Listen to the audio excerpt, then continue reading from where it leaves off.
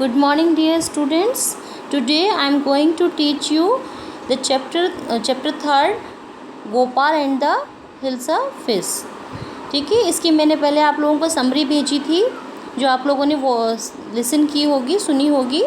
अब हम इसके एक्सप्लेनेशन के बारे में पढ़ेंगे. It was the season for hilsa fish. Fisherman could think of nothing but hilsa fish. Fisherman जो ये सीज़न जो था, मौसम जो था वो हिल्सा फिश का था.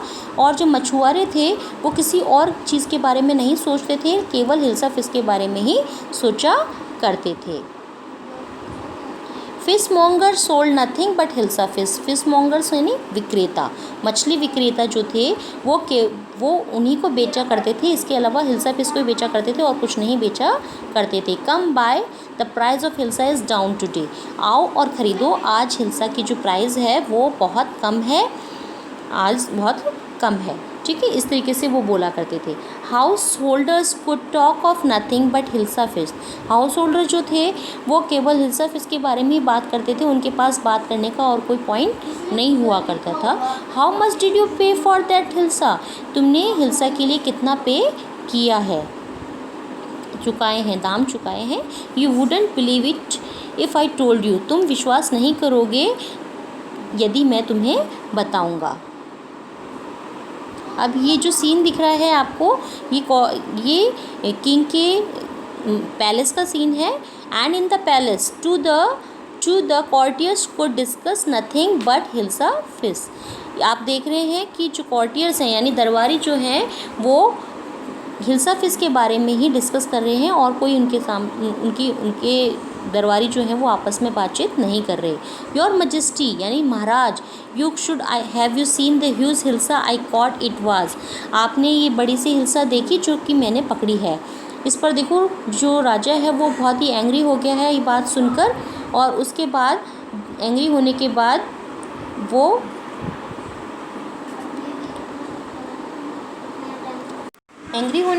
वो बोलता है स्टॉप इट, चुप हो जाओ. आर यू अ कॉर्टियर और ए फिशरमैन. आप एक कॉर्टियर हैं यानी दरबारी हैं या एक मछुआरे हैं. इस तरीके से वो उनको बोलता है. The courtier fell silent with downcast eyes. जो दरबारी जो होता है वो चुप हो जाता है और अपनी आँखों को नीचे की तरफ, निगाहों को नीचे की तरफ झुका लेता है. The king feel guilty. जो राजा होता है उसे बहुत शर्मिंदगी महसूस होती है. I am sorry I lost my temper. मैं अपने गुस्से पर काबू यानी कंट्रोल नहीं रख पाया, इसके लिए मैं माफ़ी चाहता हूँ. It is the season for hilsa fish and no one. ये जो मौसम है, सीज़न है, ये हिल्सा फिश का है और कोई भी इसके अलावा कोई बातचीत नहीं करता है. इस तरीके से नॉट इवन गोपाल, और ना ही Gopal can stop anyone from talking about hilsa fish. ये गोपाल भी हिल्सा फिश के बारे में के अलावा और कोई बातचीत नहीं करता है. Not even for 5 minutes, 5 minute भी वो चुप नहीं रहता, वो कंटिन्यू इसी के विषय में बातचीत करता है. ओह, ये सामने आपको गोपाल नज़र आ रहा है. Oh, I think I could your majesty. मैं सोचता हूँ कि मैं रह सकता हूँ बिना बातचीत किए. Then let me see you. ठीक है, मैं तुम्हें देखता हूँ. Buy a huge hilsa and bring it to the palace without anyone asking you a word about it. तुम एक हिल्सा फिश, बड़ी सी हिल्सा फिश खरीदो एंड उसे पैलेस में ख़रीद कर लेकर आओ और किसी से भी रास्ते में बातचीत नहीं करोगे इसके विषय में, ना ही कोई तुमसे पूछे. सीधे पैलेस बिना किसी बातचीत के, एक वर्ड भी कोई तुमसे बात ना करे, इस तरीके से तुम लेकर आओ. I accept the challenge your majesty. मैं आपका ये जो चैलेंज है आपने जो मुझे दिया है मैं उसको स्वीकार करता हूँ महाराज. अब हम आगे देखेंगे इसके. A few days later, why is your face half shaven? Few days later यानी कुछ दिनों बाद वो अपनी शेविंग कर रहा होता है और उसने आधी दाढ़ी बनाई हुई होती है. तो उसकी पत्नी जो होती है वो पीछे से पूछती है कि तुमने अपने चेहरे पर ये हाफ सेवन यानी आधी दाढ़ी बनाकर क्यों रखी हुई है. I am dressing up to buy a fish. मैं अपने आप को फ़िश खरीदने के लिए तैयार कर रहा हूँ.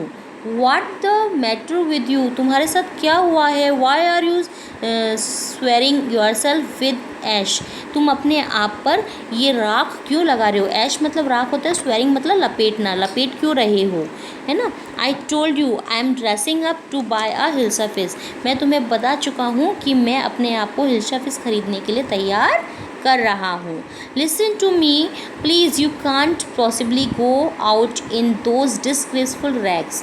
लिसन टू मी, तुम मुझे ध्यान से सुनो, प्लीज़ कृपया तुम आप ऐसे डिसग्रेसफुल यानी फटे पुराने जो कपड़े होते हैं जिसमें हम बहुत ही भद्दे नज़र आते हैं, उस कपड़ों में तुम नहीं जा सकते।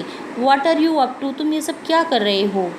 How many times must I tell you, कितनी बार मैं तुम्हें बता चुका हूँ कि I am out to buy a huge hilsa fish, मैं बाहर बड़ी सी हिल्सा फिश खरीदने के लिए जा रहा हूँ। It happens to him he is gone mad, ऐसा प्रतीत होता है कि ये पागल हो गए हैं। अब हम आगे की देखते हैं इसमें समरी कि इसमें और क्या है। Gopal bought the hilsa fish and started walking towards the palace, जो गोपाल होता है वो हिल्सा फिश बॉट करता है, ख़रीदता है और वो पैलेस की तरफ जाने के लिए आगे बढ़ता है। ठीक है। Mother look at that man isn't he comical, एक छोटा बच्चा उसको देखकर हंसता है और उसकी तरफ देखकर अपनी माँ को बताता है कि देखो उस आदमी को, क्या वह हास्यप्रद नहीं लग रहा है। कॉमिकल मतलब होता है हास्यप्रद, ठीक है, जिस पर हंसी आती है। ठीक है। He must be a mad man, हो सकता है कि ये एक पागल आदमी हो। Hush, I think he is a mistake, मेरे को लगता है कि यह एक रहस्यवादी व्यक्ति है। When Gopal reach the court, जब गोपाल कोर्ट के पास पहुंचता है, व्हाट डू यू वांट, जो बाहर जो सिपाही खड़े होते हैं वो ये पूछते हैं कि तुम क्या चाहते हो। I want to see the king, मैं राजा से मिलना चाहता हूँ। अब आगे देखिए इसमें, you can't see the king, get away with you, तुम राजा से नहीं मिल सकते, तुम यहाँ से वापस चले जाओ। Gopal begin to dance and sing loudly, Gopal जो था वो तुरंत ये बात सुनकर डांस शुरू कर देता है और बहुत तेज़ तेज़ आवाज़ में गाना शुरू कर देता है।